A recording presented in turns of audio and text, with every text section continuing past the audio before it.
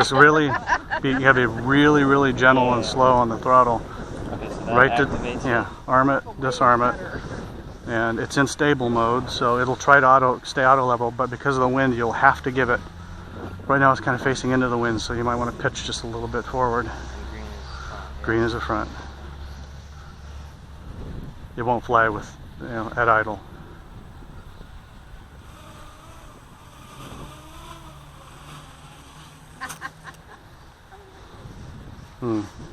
Why do we have one motor not spinning? Did it pull out a connector or anything? No? Okay.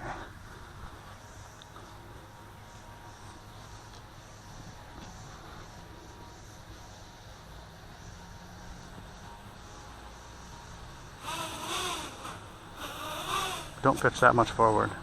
Remember, if your hands off on pitch and roll, it should just go straight up. So you might want to into the wind and give it just a little bit of forward. I mean, it's like this will dive it. Yeah. You want to be like that.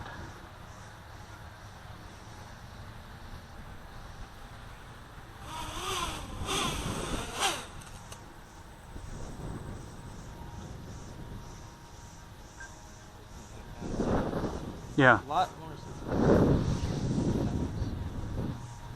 Yeah, you need to get it up about, get up about 5 feet and pitch forward.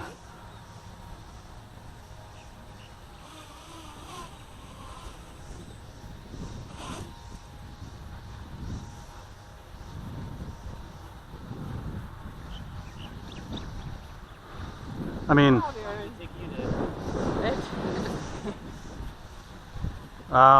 I was not that far different from that my first time. But the thing is, I mean, get it away from the ground. Just do a straight, lift it up and get it up to, 8 feet or so. And then go hands off and pitch forward a little bit maybe if you need to because of the wind. See, you're applying yaw.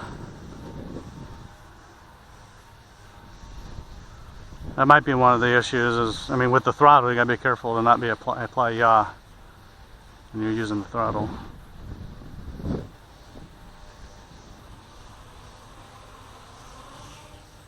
Nice. Pitch forward a little bit. Throttle, throttle, throttle. Pitch forward. Yaw right. Stop yaw. Pitch forward. There you go. All right. Let it come down a little bit. So keep control of your height. Pitch forward. Yaw left and pitch forward. Yeah. Doing it. See, once you get the feel of it, once you get the feel of it, and you can set up your own controller with whatever, between the controller and trim and rates and expo, you can have the stick respond however you want, wherever the sweet spots are. Pitch the other way because you want to get away from the trees, or yaw. Yeah. All right, Aaron. Good job. But yeah, I mean, That's awesome. it's one of those things that all it takes is practice, Yeah. and It's like riding a bicycle. And then once you get on, get it out in the middle of the field again and have another go. good job, Aaron. Proud of you. He's never even let me fly it. Do you want to? I don't know if I can. I didn't wash my hands.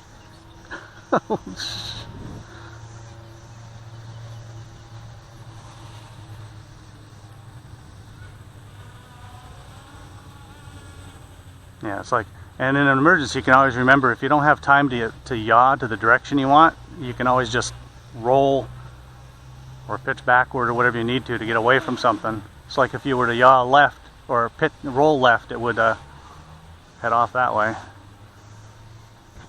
Nice, Aaron. Good control. Yeah, the wind's cooperating right now too. It dropped right out.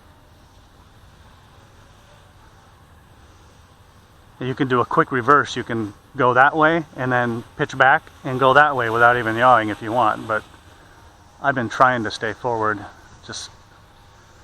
I feel more in control when I'm doing everything facing forward. It's just me. It has way more power than it needs.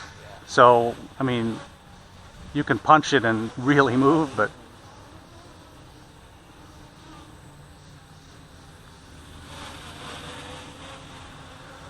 I could tell you right now that he's going to get one because you can't fly this and then not build one. Yeah. They're just too damn Oh, I fun. know where you can get some of those parts. I know where you can actually print some of those parts. Well, if he wants to build this, you know, one of these, I can print them out at some couple frames, you know. Yeah. But I pretty much treat the frames as disposable. I mean, they're just a platform for to host everything, and I change it, break it, whatever I want, just because I don't have to buy them. Show him how you rig the camera on it, and then you can do photography. He knows all that. I know. But, oh, you've got it hooked up on yours. Well, it's basically a matter of strapping one of these cameras that I got on my hat on the frame, and that's it. But FPV, you just add a video transmitter.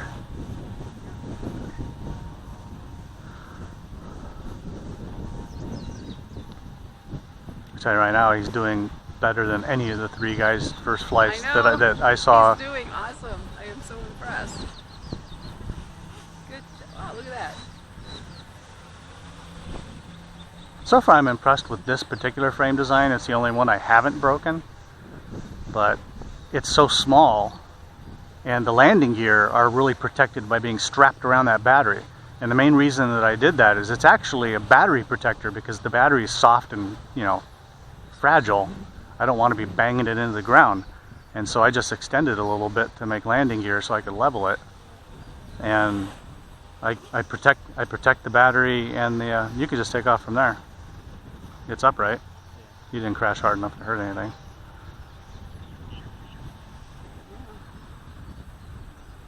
Good job, Aaron. But it's I think for a very lightweight, super responsive quad, it's cheap, and it seems to be strong enough to withstand some learning, which is what I needed.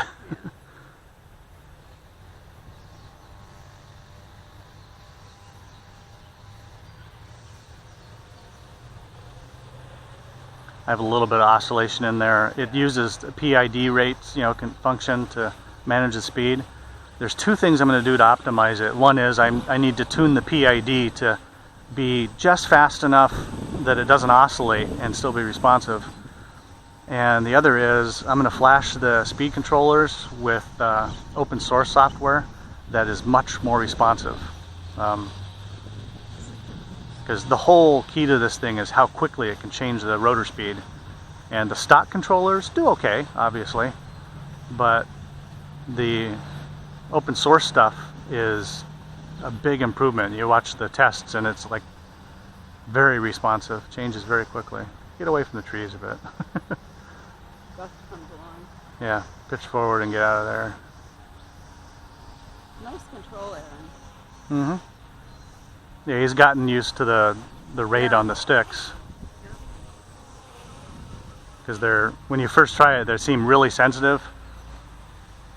But then later, when you're trying to do fine adjustments, they almost don't seem sensitive enough. But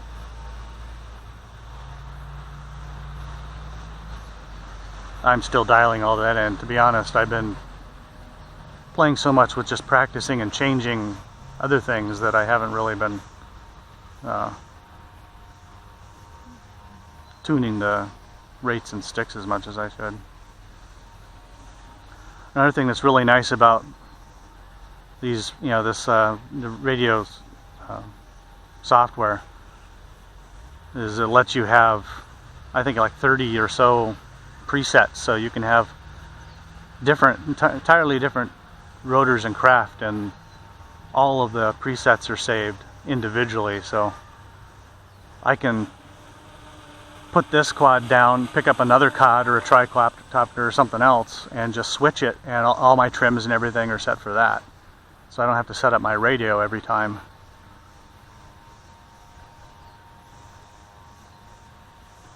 And the actual radio module's modular, so if I want to switch to my UHF, I just pop out the module in the back, pop the UHF one in, and I'm good to go.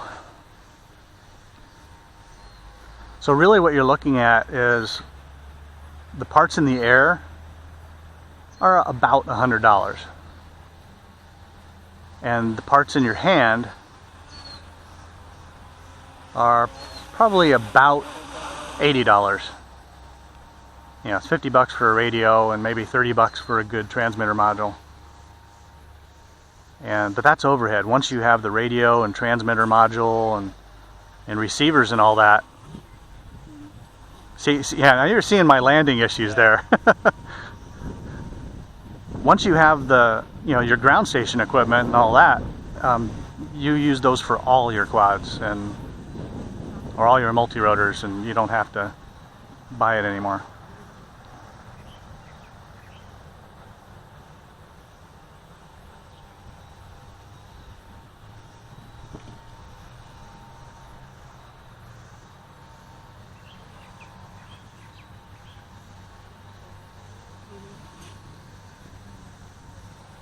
It's not basketball. You don't need to dribble, you can travel. Oh, it handles the wind. Yeah. Yeah. Well, it's so small and it's got so much power that you just have to pay attention and not let it move in the air column. Oh yeah, it's the key to handling the wind, I think, is having the power. I mean, you can overpower the wind, no problem. It's just a pain in the butt. There was a helicopter about the same size. Oh, it was getting blown all over. Yeah. Well, put it this way. I think those motors have 185 grams of thrust. Thereabouts. The entire machine in the air is about 208 grams. So, almost, one motor is almost enough to lift it.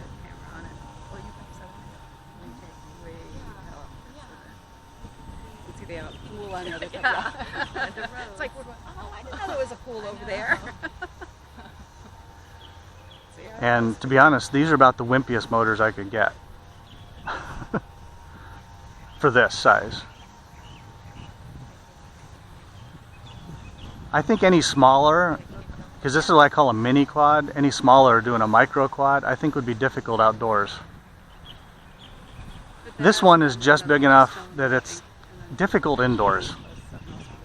You know, you're gonna hurt something.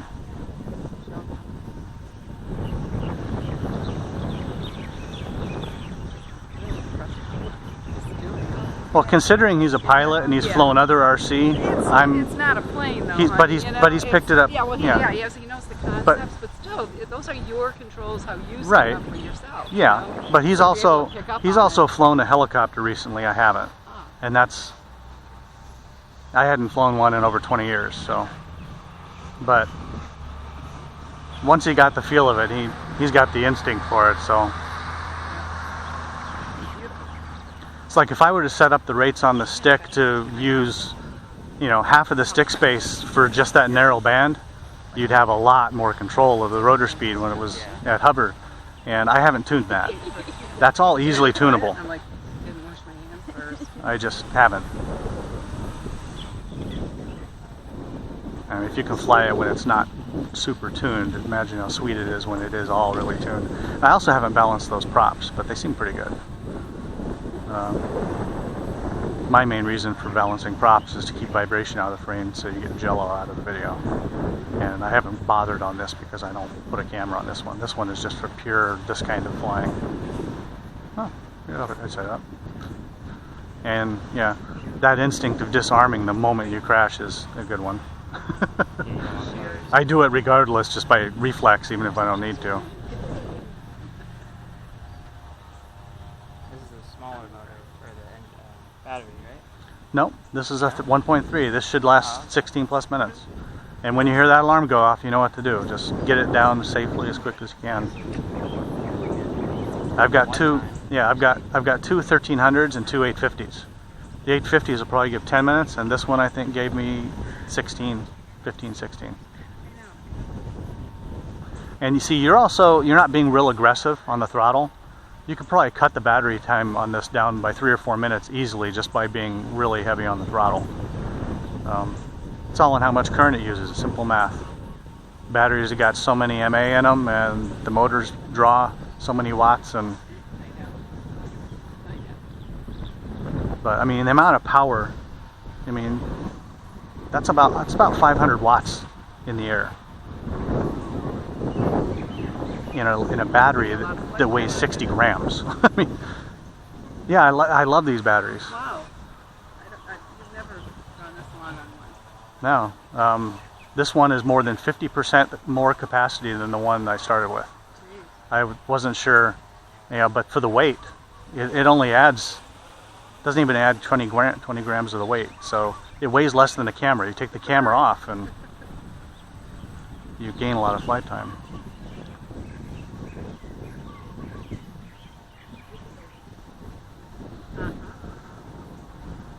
One of the reasons you see people, if you need to lift heavy loads, I mean, the props get less efficient. It's kind of funny, there's a break-even point between efficiency and size.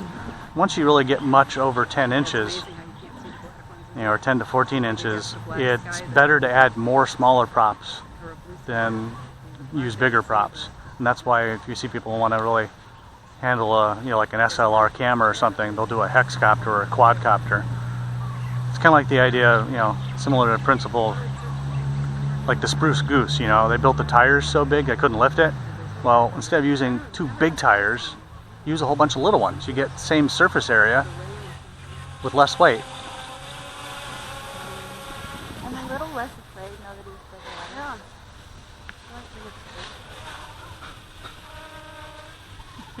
Yeah. He'll still stand next to the tall ones. I know. I'm like, No, he's got pretty good control. Yeah, he does. Just never know when a gust of wind is going to come along. And obviously you've noticed when you pitch forward, you need to give it throttle because you lose altitude at the expense of forward speed. So it just becomes habit that you pitch forward, you increase throttle to match, and you keep your altitude. I mean, if you really pitch forward and full throttle, the thing will really move. But I don't recommend that right now. You do that with your own, so it doesn't get out in the road or in the trees.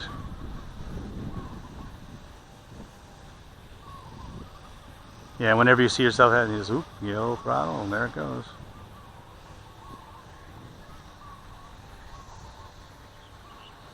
Yeah, I got a friend that flies one that I designed that he bought his props so that all the ones that go one direction are one color and all the ones the other direction are the other color. And so as a result, he's got one front and one rear the same color and then opposite on the others. And I can't tell which way it's facing. I don't know how he does. To me, the blacks are almost invisible and the greens stand way out. And I don't have any problem with orientation even though it's so small. If they were all black, you're like, which is the front? Good job, Lenny.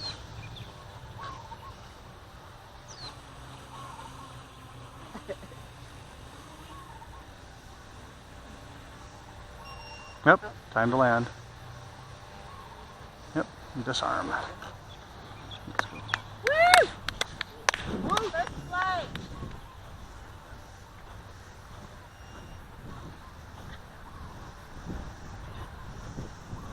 Disarm it.